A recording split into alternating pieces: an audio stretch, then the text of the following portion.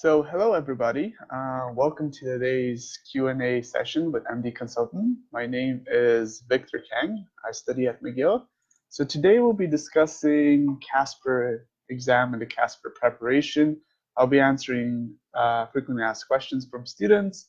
If you have any questions, you can put them in the comment section, and as I read them, I'll get to them. This session is going to be about 30 minutes. We'll be here until 11:30. Feel free to type in the comment section below, and then I'll be able to see the questions throughout this presentation. So let's just get started. So the first question that is commonly asked is, what skill sets is the CASPer measuring, and how can I better exemplify these skills? So CASPer, in a way, I think it is a mini MMI in a way. It's testing really who you are as a person, how you think and react in scenarios. So just a quick overview of the CASPer exam. It's usually about 12 stations, 9 to 10 video stations, and 2 to 3 maybe personalized stations or word scenarios. And what they're really trying to do is test you how you would react in a very short amount of time to really see who you are at the core.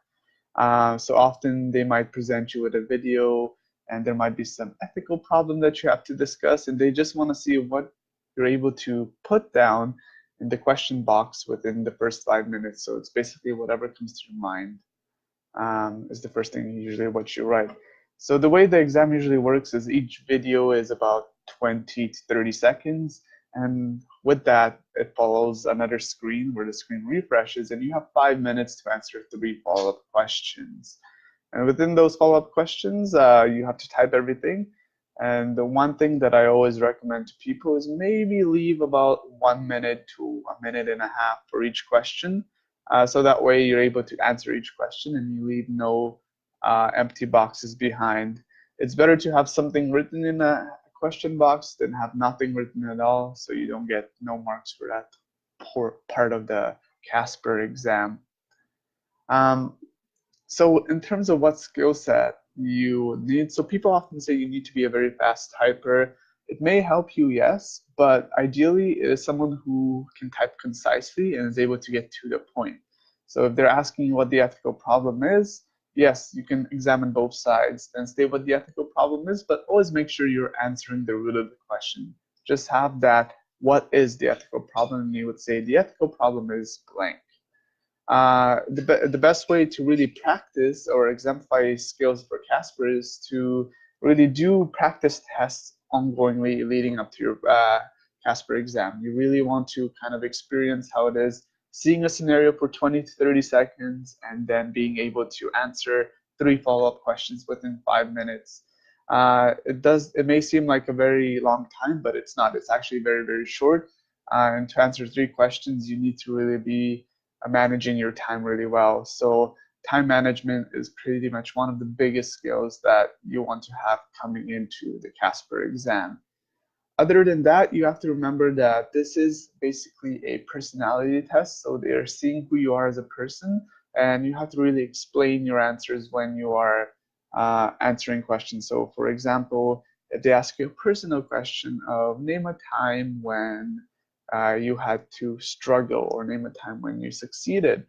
With that, have your description of when you succeeded, and really try to explore ways that you have basically what you have gained from those experiences, right? A little formula that I always recommend to people if they are sharing personal experiences is describe the experience, say what you learned from that experience, and where you're taking these skills currently. So it's a little 3-step formula.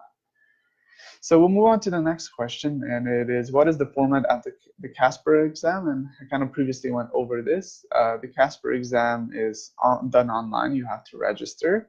And with that, the format is basically you have video scenarios or written scenarios, and the pages automatically change in front of you, in front of your computer screen, and you have 5 minutes to answer 3 follow-up questions. So far in the past, it always has been 3 follow-up questions. So the next question is, what happens if my internet disconnects during the middle of the exam? So this would be very unfortunate. So if this does happen, you have to quickly try to figure out another way to connect back because the exam is ongoing. So people doing it in the time slot are all doing it at the same time. So make sure when you're actually doing this exam, you have a really reliable and stable connection. What I used to also do is have my Bluetooth on my hotspot on my phone ready. So in case something did happen to my internet, I can quickly connect to my data and continue with the exam. Unfortunately, it is an exam that I believe that continues just running on, similarly to the way the MCAT works. Even if you disconnect, you connect back, but the time is still ongoing. So the time doesn't stop. Uh, in the case that a CASPer disconnects for a lot of people, there could be a rescheduled date or there could be something else done. The best thing to do is, if something does happen, is at the end of your exam, once you reconnect, there is a little question, box that you can type in about how you felt about the exam, if there was any technical difficulties. So you can tell them if something did happen, and then you can see your options that way. But other than that, I really highly recommend you explore what is the best internet connection at your house or in your school. So how is the CASPer score? How is the CASPer scored and evaluated? So there's not a lot of information actually released on that. You never get to see your CASPer mark. It's organized by the company, um, the CASPer company, and they are the ones that are in charge of marking it. There's been a few speculations, but nothing has been confirmed. Some people say it is based on a percentile score, so you have a raw score, then you're compared to everyone within that group or within the entire cohort of writing CASPer, and then you're given a certain percentile. How is it evaluated? Again, so there's no real criteria out there, but the way people would suspect is, since it is very similar to an MMI, it is evaluating basically your critical thinking skills and how you explain your answers. Other things that they might be looking for is maybe empathy in your answers. Are you able to look at both sides? Are you able to reason through problems? So these are the common things that I suspect they're being evaluated at. And at the end of the day, you have to, are you answering the question, right? So some of the questions, like before I said, is what is the ethical problem? A lot of people spend time describing both sides, but never really end up answering the question. Just have a very clear statement saying the ethical problem is this, so they know that you've answered it. Um, Other than that, uh, I'm not aware of if they dropped any low station or high station. That has never been revealed. It is a very hidden exam, so there's not much known about it. But the best thing to do is just keep practicing, be comfortable with the typing, be comfortable with basically thinking on the spot with different type of scenarios. And then we'll move on to the next question, which is, how do medical programs use CASPer results in the admission process? So as we know that there's quite a lot of schools that have adapted CASPer. The first school that I think ever implemented it was McMaster, and then afterwards it started to branch out. So right now, currently, I think McMaster looks at it, Ottawa looks at it, McGill, Dalhousie, I think other, maybe even Alberta now. I think a lot of schools are really open to it because it is kind of a mini MMI, so they want to see how you're able to critically think and reason through problems that you've never seen or you haven't encountered yet. And in terms of so each school basically assigns a different weight to CASPer. So for example, in McGill, it is assigned 20% of your pre-interview score. I believe McMaster assigns 32% of the pre-interview score. So each school has a different criteria. So the best thing to do is to look at the school's admissions and see the percent that they allot to CASPer.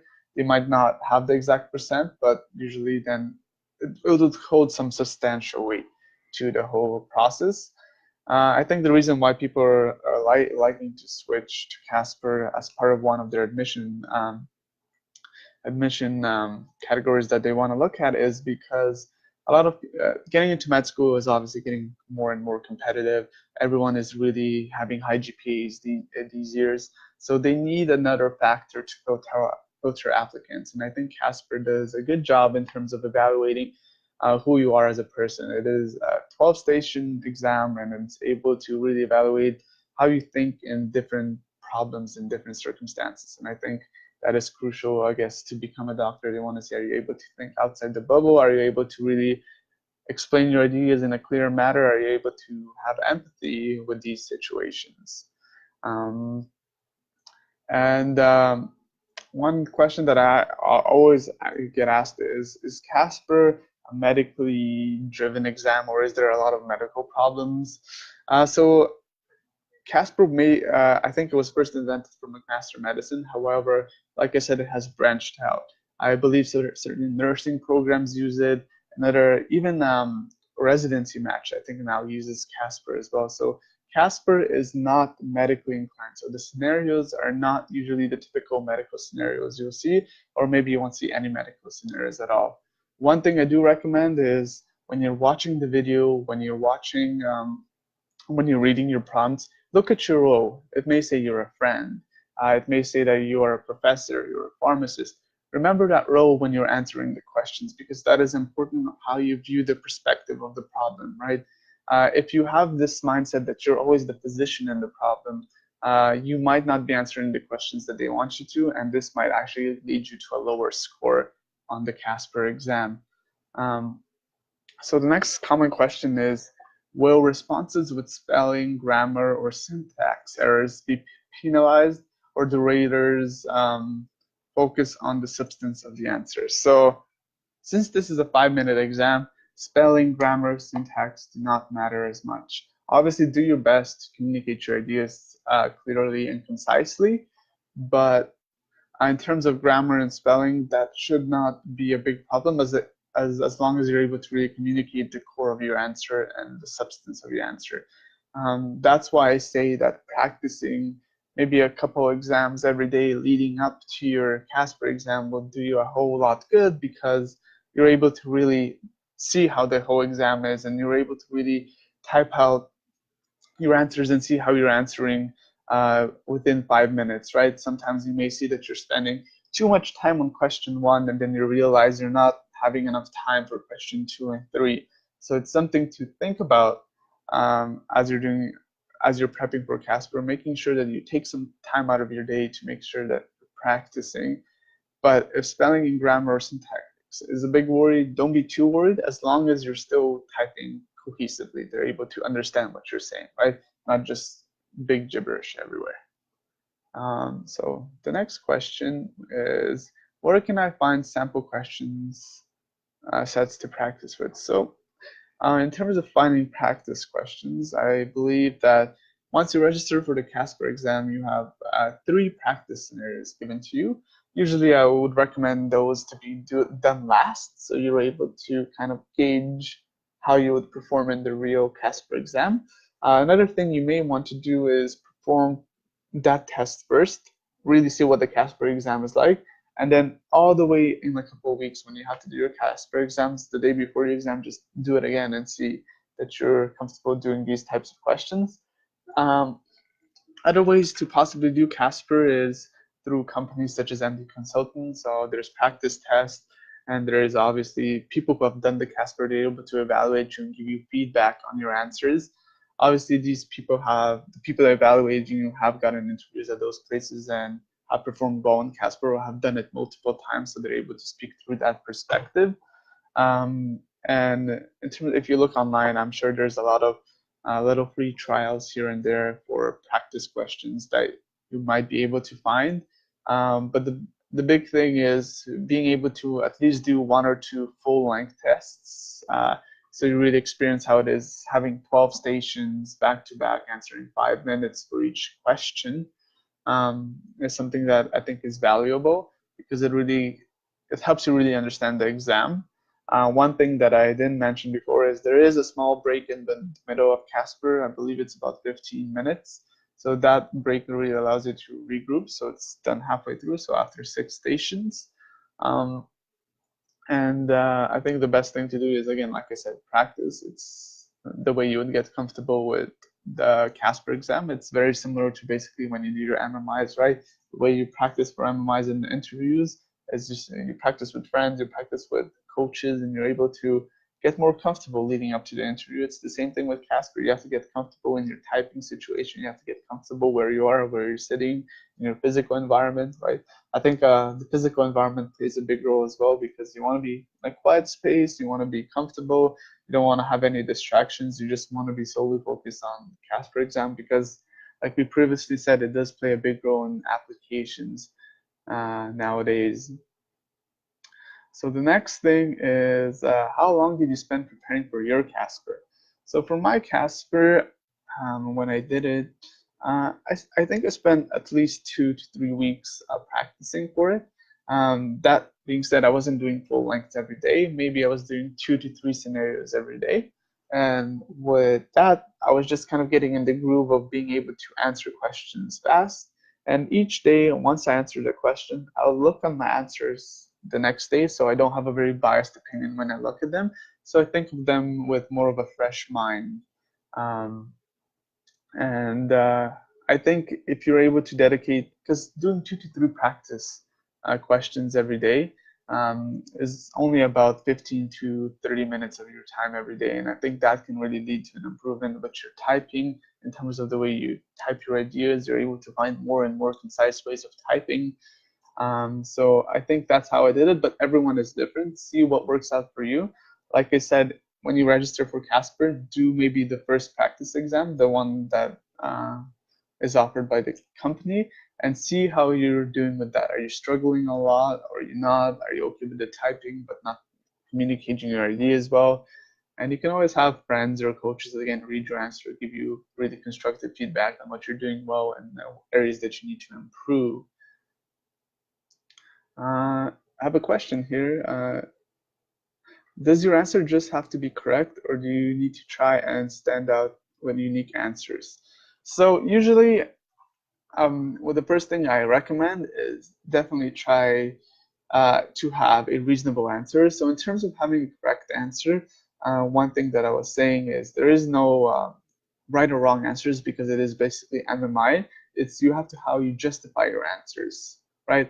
But within that, obviously, there's limits. You can't put a crazy answer down for something that, for a scenario that does not make sense. For example, like let's say your friend needs help, and you're not gonna put down something like, "Oh, I'm just gonna go talk to another friend. I don't want to help that friend." So obviously, within limits, a reasonable answer, and it's all about how you explain it. It doesn't need to be something unique or something completely out of the box, because with those answers, it's basically a high risk, high reward. You might take a long time explaining your answer, developing your answer, and that might take time away from answering the other 2 questions within that scenario. So the first thing is make sure you have a solid answer that is backed up. And then afterwards, if you really feel encouraged or engaged to really give an answer that is outside the box and you're able to explain it within the time, then sure, go for it. Like I said, it's a high risk, high reward. But to be safe, to be comfortable, and to have a decent score at the end of the day, I think it's better to have a question that is, have an answer that is well explained and you're very familiar with. So we'll move on to the next question. Here is, how did you prepare for your CASPer? So I prepared for my CASPer by doing practice scenarios 2 to 3 weeks before my exam. So I bought a few practice scenarios from companies such as MD Consultants, and then afterwards I also kind of invented scenarios with my friends. I think one thing that really helped is once I was able to see practice scenarios, I was able to gauge the type of questions they're able to ask me, right? I think when I was first learning CASPer, I thought they would ask a lot of medically inclined scenarios, but as I did practice, I realized that is not the case. It is more everyday scenarios, or they're putting you in unique roles that you might have not thought of about. So, for example, you could be a pharmacist, or you could be maybe a salesperson. So it's things like that. And the best way I prepared for it is, like I said before, once I do my 2 to 3 exam style questions, I would look at them the next day with a clear mind. I would often get a coach or someone else to look at them, give me some constructive feedback as well. The best thing to do is I try to have a mixture of everyday scenarios and personal scenarios, because personal scenarios can show up too. So usually I try to aim for 2 everyday scenarios, just things in a different role, things that basically I was not familiar with, and then personal questions, and I'll do one personal question, something like name a time when you collaborated, name a time when you had to struggle in a group environment, name a time when you were a leader. So that's how I generally prepared. I tried to do a couple of full lengths on the weekends as well, so I think I did a total of 3 or 4 full lengths. Just to kind of see how my whole pace was for the entire 12 stations, including the break. And I was testing my physical environment out throughout those full lengths as well, because I wanted to make sure that my environment and my setting I was very comfortable with, and I felt that I could perform well there. The next question is, the next CASPer exams are October 12th and 23. What if I miss both dates? Well, if that does happen, that is quite unfortunate, because I don't believe that there is any other makeup dates. But again, this is more of a question asking towards the company itself, because they're the ones that are running the CASPer exam. Ideally, one thing is during those dates, there's multiple time slots. So if you can't make, let's say, the 11 a.m. time slot, maybe you can do the 3 p.m. or the 5 or 7 p.m. time slot. So just seeing that you're able to make one of those time slots. It is an important exam. Like I said, schools do put a lot of weight into it these days. So I think for you, it is important that you make those dates, and you maybe take a day off from work or from school, because it is an important exam that you have to write. If those dates do not work, again, you would have to probably email the company. But the way I understand how the map marking and evaluating is done, again, this is not confirmed by any means, is they basically group everyone's answer on that day, and they're able to kind of give you a raw score and then kind of convert it into a percentile scale. But this is something that has been speculated but not confirmed at all. And so if you miss both dates, the best thing to do is communicate with the company, but try not to. There's multiple time slots, and really try to book your days off ahead of time, and that you're prepared and comfortable in that physical setting.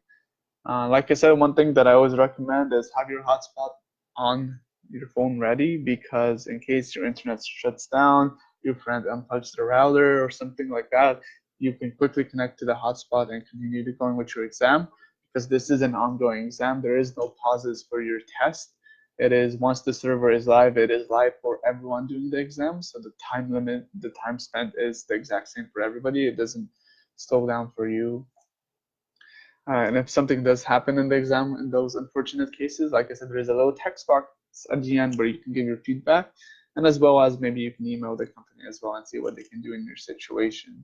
Maybe they'll remove that station and take the average of the other stations. I'm not sure. But I do remember a couple of years ago, there was a server-wide problem where everyone writing the CASPer exam at a given time, the whole server crashed. So at the very start, so they had to reset the entire server. So in that case, they tweeted out saying that the exam will recommence at 6:30 when it was originally scheduled at 5. So one thing I do recommend is you don't have to have a Twitter account, but looking at their tweets as well. I believe their Twitter is CASPer or CASPer Company. It's going to be available on their website, so just double check that. That way you can see like, oh, it's 5 p.m. and you're supposed to log on, but you can't log on to CASPer, or it's giving an error. See if if this is a system-wide issue or if it's an issue with you. And in terms of browser capability, in the past, I've used Google Chrome, so Google Chrome seems to be working well for a lot of people. I think Firefox will probably work as well. I'm not sure about Internet Explorer. Not a lot of people recommend that type of browser anyway, so if you have Google Chrome, Firefox, you should be okay. One thing that you have to be made aware of, you should have your webcam easily accessible, because they have to take a picture, I believe, at the beginning of the test. And I believe they have the microphone or the camera recording at all times, just to see that nothing is happening around your surroundings. Example, someone's feeding you answers, someone is typing your answers. So having your microphone and video completely uncovered and being ready to go would save you time, and it doesn't give you any extra anxiety during the test. And other than that, one thing is, since I'm not sure if the rules have changed, you have to double check that when you're signing your little agreement, but you can always have a little piece of paper next to you, right? Sometimes once you start writing the exam, you can get very nervous. So maybe writing your role down for, so station one, I was the pharmacist. So just remembering that. So when the screen changes over and asks you, what would you do in this scenario based on your role? And you're like, oh no, was my role? But then you can look in your paper, oh, I was the pharmacist. So I'm going to answer through the pharmacist perspective. So having a little piece of paper maybe would help you out. Another thing is when you have those personal scenarios coming up. So for example, if it says, think about a time when you were a leader, right? And you have still 20 seconds until the screen refreshes. You can write, oh, leadership. Okay, a good experience that I remember about leadership was when I did X. So you could write down X. So when you're answering a question, okay, I have to write about this X experience. So that is something to think about, having a piece of paper. Again, this is, again, case dependent. Some people find it very distracting to have papers or anything around them. So if you're that type of person, you don't need that. And if you can memorize your role or you're very comfortable with your personal experiences and you don't need to write them down, definitely do not. Again, find what works best for you. The physical environment, I think, plays a big role. Other than that, practice is your second biggest friend for in terms of doing well in the CASPer. And then afterwards, it's evaluated and you don't fully know your score ever. One thing is I do recommend, well, if you're applying to McGill, you can check frequently in November and see when your CASPer results are up. So if McGill, for example, has your CASPer results, then you can safely assume that Ottawa McMaster has gotten your CASPer results because those systems do not have a full displaying. They don't notify if they've gotten your CASPer or if they have or if they haven't. But on McGill, on your Minerva, when you apply, it does say CASPer results received on X date from X scenario.